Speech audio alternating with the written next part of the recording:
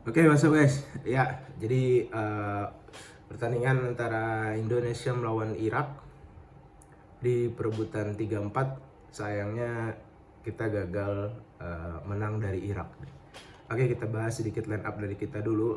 Ini kan karena Rizky Ridho yang nggak bisa bermain karena akumulasi kartu merah, which is untuk goalkeeper masih Hernando, terus juga di belakang ini masih 3-4-3 dengan center backnya. Di tengah ada Justin Hapner yang biasa diisi Rizky Ridho, Hapner jadi digeser ke tengah.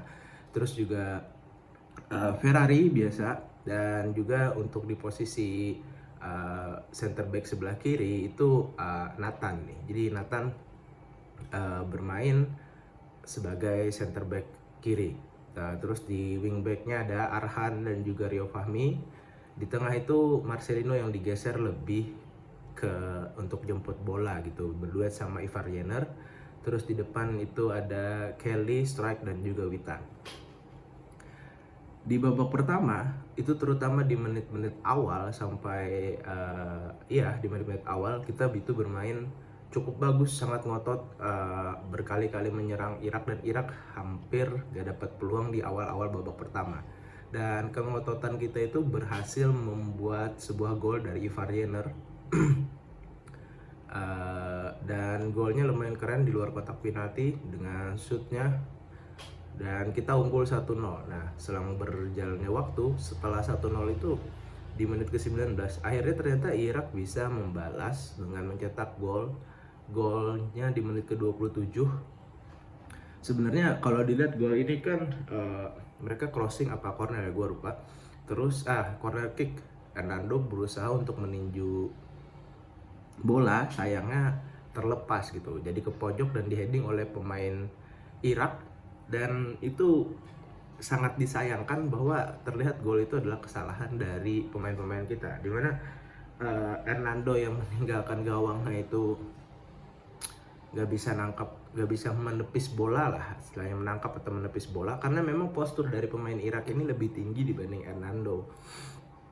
Dan juga Arhan pun ketika bolanya rebound dia nggak ngeheading gitu, dia nggak ngelompat, akhirnya terjadi gol di menit ke-27 ya, which is bisa dibilang adalah kesalahan kita karena Hernando ketika meninggalkan meninggalkan gawangnya harusnya dia yakin banget untuk dapat gitu. Dan Arhan juga ketika kita udah tahu cara bermainnya Irak pasti mengandalkan pragmatis, crossing, bola-bola atas gitu, dan itu juga harus diantisipasi. Bola rebound itu harusnya Arhan loncat, tapi but it's okay, football is football. Akhirnya skor 1-1. Nah, setelah menit ke-27 itu kita mulai agak sedikit ngedrop untuk serangan gitu. Memang dari awal variasi serangan kita agak kurang, tapi kita menang untuk possession dan juga unggul lah di lini penyerangan. Akhirnya kita ngedrop di babak pertama, dan itu yang membuat kita susah untuk menciptakan kreativitas gitu. Dan terbukti kita jarang sekali melakukan permainan yang biasa kita lakukan, kombinasi-kombinasi di dekat kotak penalti gitu. Mungkin ini karena posisinya Marcelo lebih ke bawah, lebih jemput bola, dan juga jadi Marcelo kurang untuk bekerja sama dengan Witan. Biasanya kan dia bekerja sama banget. Dan Kelly memang bekerja keras, dia lari, cari ruang, cuman posisinya dia itu sering offside gitu. Jadi gimana para pemain mau passing atau melakukan kombinasi dengan Kelly. Strike juga gak bermain bagus gitu,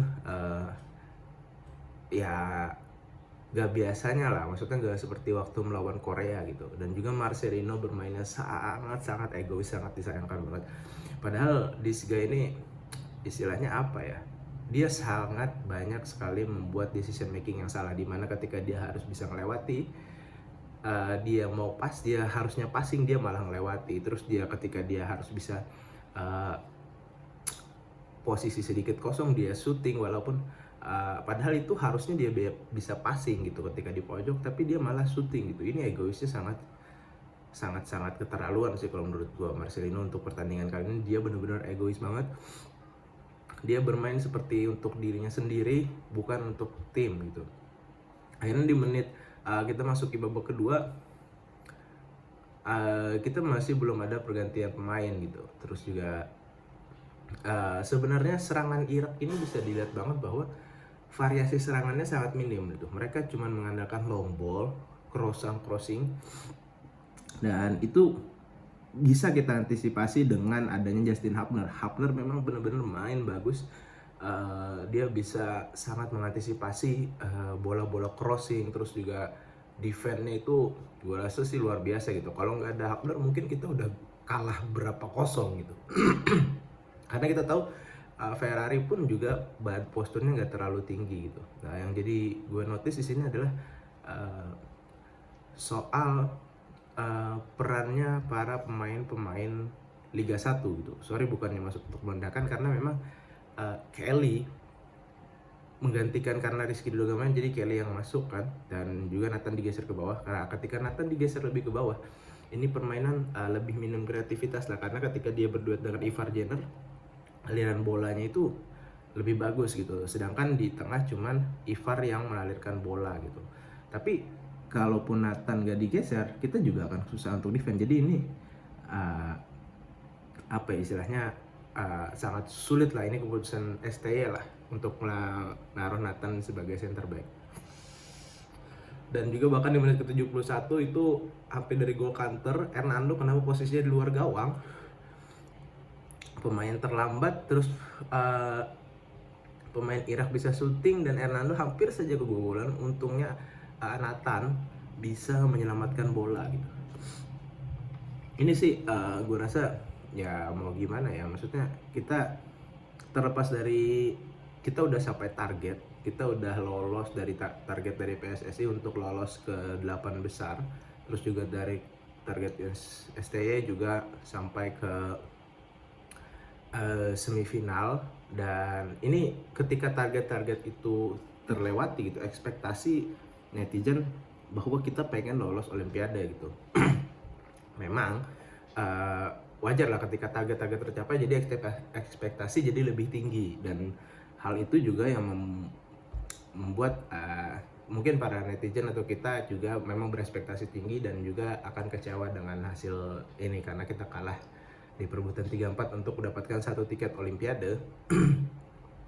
Ya sebenarnya gue nggak bisa bilang gitu sih, maksudnya target-target terlampaui, kita juga pemain kita ini dari kedalaman squad itu bener-bener sulit gitu.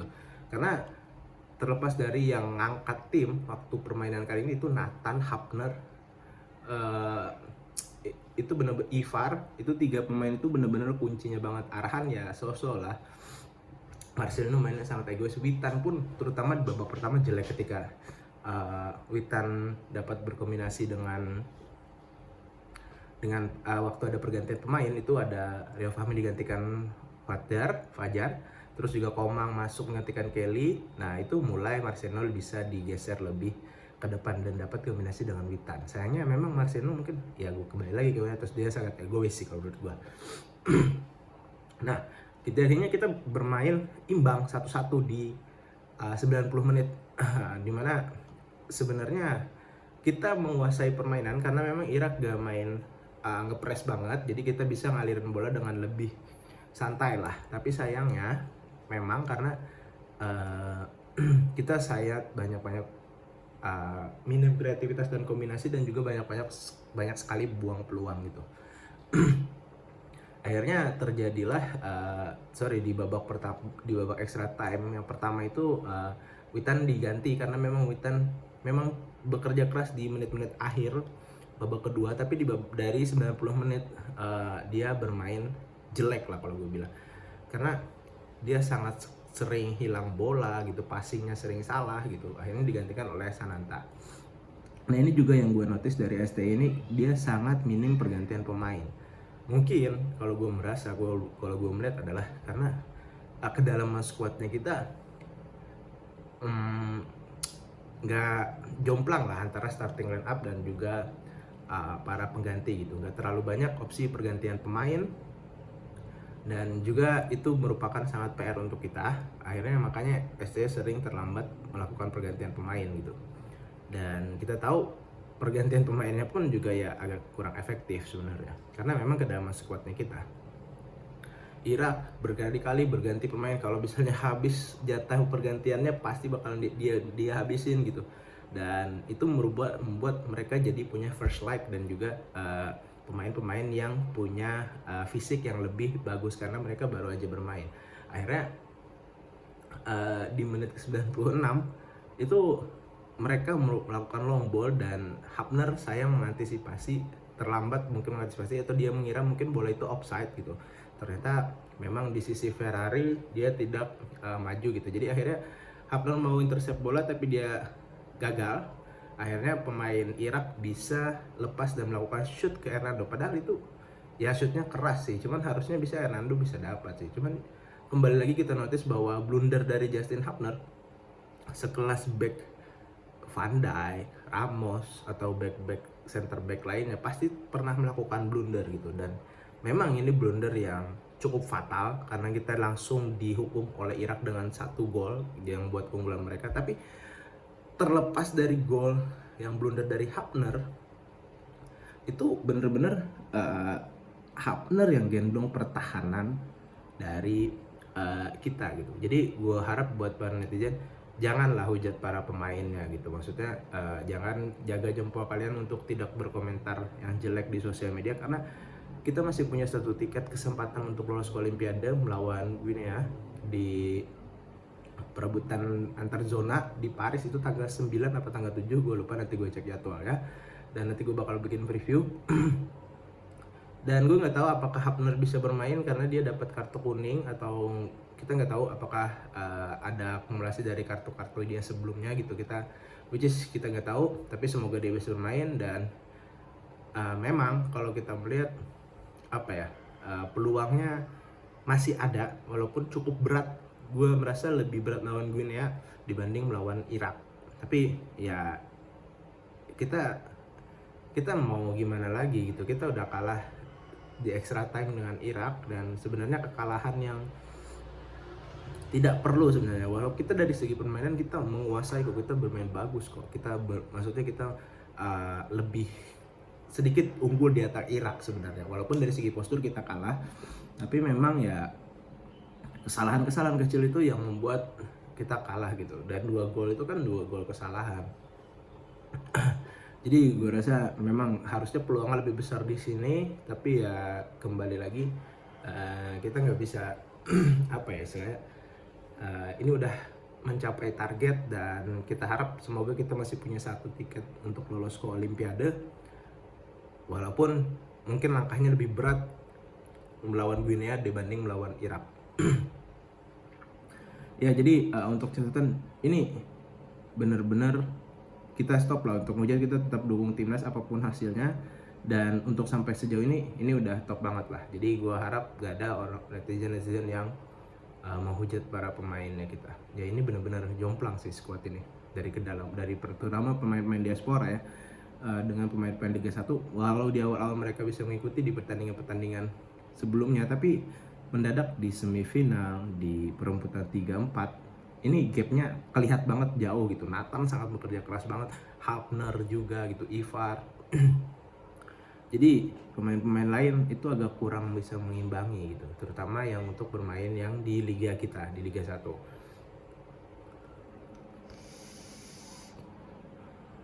Oke, apapun hasilnya kita tetap dukung timnas, semoga kita bisa lolos Olimpiade. Dan kalaupun kita nggak lolos ya udah, mau gimana lagi. Memang level kita segini gitu. Ini harus tingkatkan lagi-lagi. Ini kelompok umur,